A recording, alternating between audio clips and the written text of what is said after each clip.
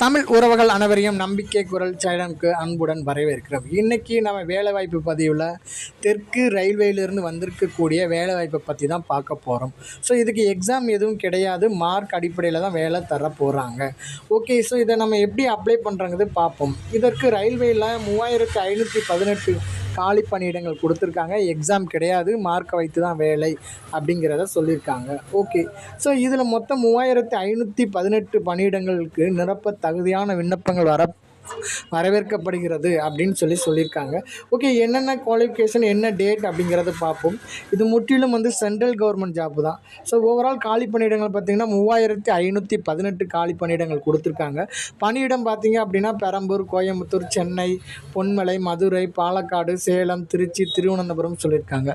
So இந்த எக்ஸாமுக்கு apply பண்ணக்கூடிய டேட் 25/8/2025 இருந்தும் லாஸ்ட் டேட் பார்த்திங்க அப்படின்னா 25/9/2025 வரைக்கும் நமக்கு கொடுத்துருக்காங்க. ஸோ இந்த டேட்டில் நம்ம இது ஒரு ரயில்வே எக்ஸாம்காண்டி வேலைவாய்ப்பு தேடி இருக்கக்கூடிய அனைவருக்கும் இது ஒரு நல்ல ஜாப்னு கூட நமக்கு சொல்லலாங்க. ஏன்னா நல்ல வேக்கன்சி அதிகமாகவே கொடுத்துருக்காங்க. 3518 அது எக்ஸாம் இல்லாமல் செலெக்ஷன் அப்படிங்கிறது இது நமக்கு ரொம்ப ரொம்ப நல்ல விஷயம்னு சொல்லியே தெரிஞ்சுக்கலாங்க. ஓகே, ஸோ இதில் பார்த்தீங்க அப்படின்னா மொத்தம் 3518 காலி பண்ணிடும். குவாலிஃபிகேஷன் பார்த்தீங்க அப்படின்னா 10th ஸ்டாண்டர்ட் முடிச்சிருந்தாலே போதும். சேலரி 6000 கொடுத்துருக்காங்க. அதே இது 12th ஸ்டாண்டர்ட் முடிச்சிருந்தாலும் 6000. அதே மாதிரி ஐடிஐ முடிச்சிருந்தால் 7000 சேலரி சொல்லியிருக்காங்க. ஏஜ் லிமிட்டடை பொறுத்த வரைக்கும் 15 வயது பூர்த்தி ஆகிருக்கணும்.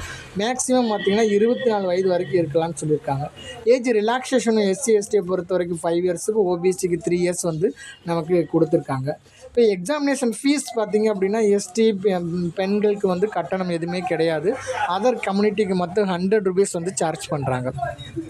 தேர்வு செய்யும் முறை அப்படின்னு சொல்லி கொடுத்துருக்காங்க. ஒன்று மெரிட் லிஸ்ட்டில் தான் செலெக்ஷன் பண்ண போகிறாங்க. இந்த மெரிட் லிஸ்ட்டில் மார்க் அதிகமாக இருக்கும் பட்சத்தில் செலக்ட் ஆகிட்டோம் அப்படின்னா அடுத்து டாக்குமெண்ட் வெரிஃபிகேஷன் மட்டும்தான் இருக்கும். ஸோ இதுக்கான முக்கிய தேதிகள் ஆல்ரெடி நம்ம சொன்ன மாதிரி இந்த டேட்டை நம்ம ரொம்ப மைண்டில் வச்சுக்கணும். ஏன்னா இந்த டேட்குள்ளே நம்ம அப்ளை பண்ணிக்கிறது ரொம்ப ரொம்ப நல்லது. Okay, right. So last date பார்த்திங்கன்னா 25/9/2025. ஓகே, ஸோ இதை நம்ம எப்படி அப்ளை பண்ணணும்? ஆன்லைனில் தான் நம்ம அப்ளை பண்ணணும்.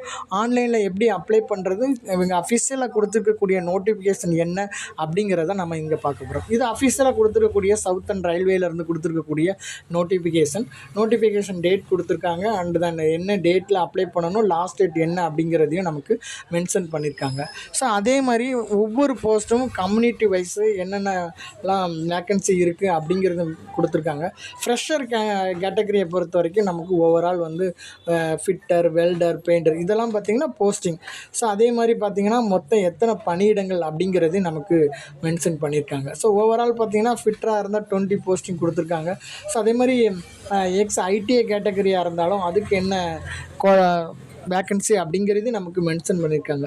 ஸோ இந்த அஃபிஷியலாக கொடுத்துருக்கக்கூடிய இந்த நோட்டிஃபிகேஷனில் இந்த ஜாப் டீட்டெயிலை பற்றி கம்யூனிட்டி வைஸ் கொடுக்கக்கூடிய வேக்கன்சியை இங்கே மென்ஷன் பண்ணியிருக்காங்க. ஸோ இதை நம்ம பார்த்துட்டு நம்ம அப்ளை பண்ணுறதுக்கு ஈஸியாக இருக்கும். ஸோ மத்திய அரசு கவர்மெண்ட் வேலை, அதுவும் ரயில்வே டிபார்ட்மெண்ட்டில் வேலை அப்படிங்கிறது நமக்கு கொடுத்து வச்ச ஒரு வரன்னு கூட சொல்லலாம். ஏன்னா இந்த ஜாப் நமக்கு உள்ளே போயிட்டோம் அப்படின்னா ஃபியூச்சரில் நம்ம ஹையர் ஸ்டடீஸ் வச்சு ப்ரொமோஷன் நிறைய கிடைக்கிறதுக்கு ஒரு சான்சஸ் இருக்குது.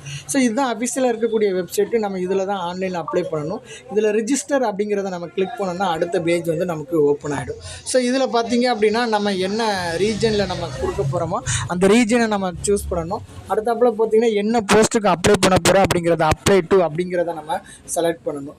ஸோ அதே மாதிரி லொக்கேஷன் அப்படிங்கிறத நம்ம சூஸ் பண்ணிவிட்டு கீழே பார்த்தீங்க அப்படின்னா ப்ரொசீட் அண்ட் கண்டினியூ கொடுத்தோன்னா நெக்ஸ்ட் பேஜ் ஓப்பன் ஆகும். ஸோ அதுலேயுமே டிக்ளரேஷனுக்கு ஒரு பாக்ஸ் இருக்குது. அதை டிக் பண்ணிவிட்டு சப்மிட் கொடுத்துட்டோம் அப்படின்னா அது ரெண்டாவது அடுத்த பேஜுக்கு நமக்கு போயிடும் அப்படிங்கிறதையும் நமக்கு மென்ஷன் பண்ணியிருக்காங்க. ஸோ அதுக்கப்புறம் பார்த்திங்கன்னா அடுத்து ஒரு பேஜ் ஓப்பன் ஆகும். அதையும் நம்ம டிக் கொடுத்து ஓகே கொடுத்துட்டோன்னா இதுதான் அப்ளிகேஷன் பேஜ் நமக்கு ஓப்பன் ஆகிடும். ஸோ இதில் ஃபஸ்ட்டு பார்த்திங்கன்னா நேம் கேட்டிருக்காங்க, அடுத்து ஃபாதர் நேம் கேட்டிருக்காங்க, nationality, religion, sex, marital state, community, mobile number இதெல்லாம் நமக்கு ப்ராப்பராக கரெக்டான நம்ம டேட்டாவை ஃபீட் பண்ணோம் அப்படின்னா கீழே லாஸ்ட்டு பார்த்திங்க அப்படின்னா ப்ரொசீட் அண்ட் நெக்ஸ்ட் பேஜ் இருக்குது. ஸோ அங்கே போயிடும்.